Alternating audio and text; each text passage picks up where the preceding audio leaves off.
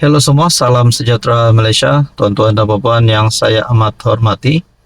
Nah, berkaitan dengan skandal rasuah di Sabah yang menjadi viral di media sosial, terutamanya rakyat Sabah yang kini bercakap tentang skandal rasuah ini.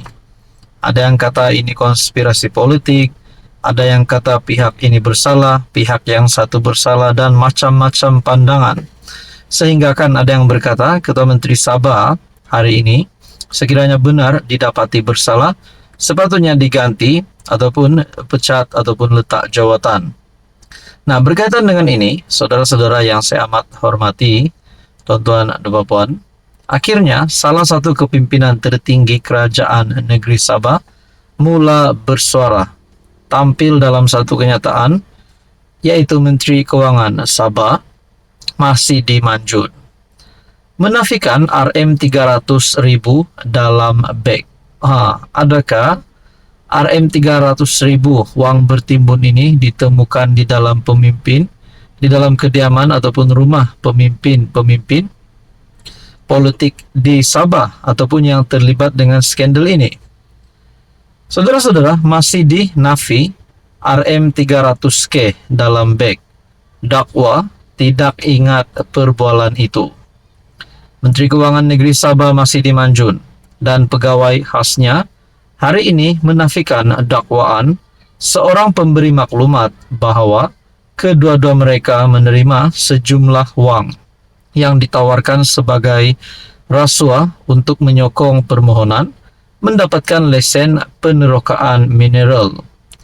Pemberi maklumat itu yang juga seorang ahli perniagaan hari ini mendedahkan 7 rakaman penuh perbualannya dengan beberapa adun mengenai perbincangan tersebut.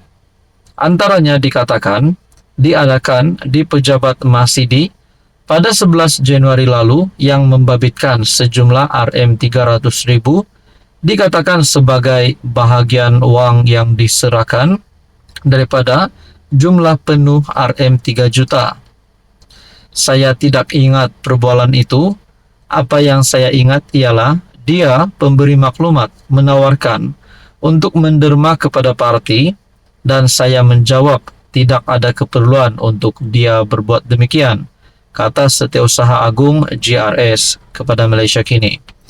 Berdasarkan video, masih di semasa perbualan tersebut bersetuju dengan pemberi maklumat bahwa isu lesen harus diketepikan buat sementara waktu kerana projek perlombongan telah menjadi kontroversi. Pihak pembangkang bising, kamu senyap dulu, jangan kelam kabut. Ketua Menteri kena bantai kiri kanan. Apabila pemberi maklumat bertanya jika dana juga perlu KIV disimpan dahulu, Menteri itu menjawab, ya, KIV dulu, jangan ambil risiko. Pemberi maklumat itu kemudiannya memberitahu Masidi bahwa dia telah menyerahkan RM300.000 pertama. Nah, saudara-saudara, berkaitan dengan ini, apa komen Anda? Halo semua, salam sejahtera Malaysia. Selamat datang ke channel Fels Lifestyle.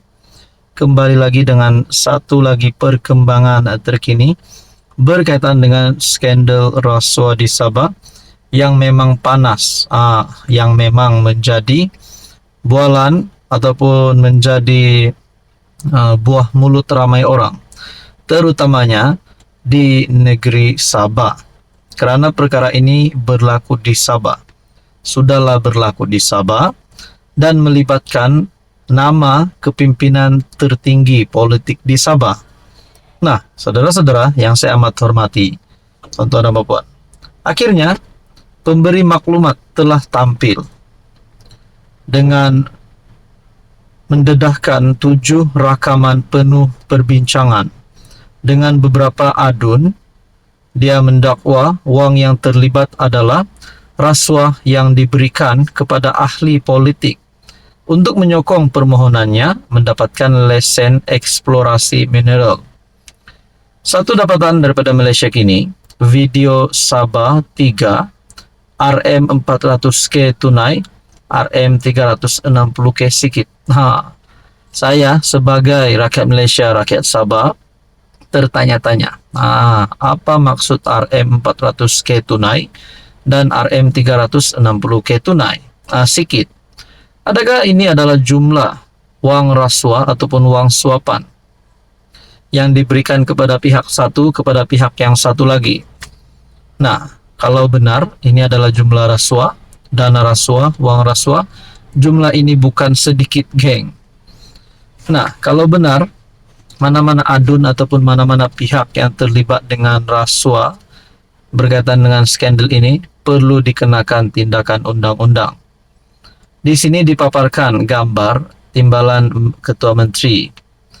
Dalam bahagian ketiga ini terdapat 3 video. Malaysia kini telah menghubungi semua pihak yang terlibat dan pejabat Ketua Menteri. Artikel ini juga mengandungi salinan dokumen yang diserahkan oleh pemberi maklumat. Video 5 RM400K tunai ini adalah rakaman penuh perbualan Ketua Menteri 2 Syahelmi Yahya yang juga Menteri Kerjaya Negeri. Pada 15 November, pemberi maklumat mendedahkan versi pendek rakaman Adun Tanjung Keramat itu merujuk bahawa Ketua Menteri Haji Jinor mengetahui jumlah hadiah yang diterima setiap wakil rakyat bawahnya. Dalam versi penuh ini, pemberi maklumat dan timbalan Ketua Menteri membincangkan jumlah RM400,000. Apabila kami tanda tangani perjanjian ini, pelabur beri saya RM480,000. Saya tidak bohong. Semuanya ada dalam dokumen, kata pemberi maklumat sambil merujuk kepada dokumen di tangannya. Lihat ini bayaran pertama RM480,000.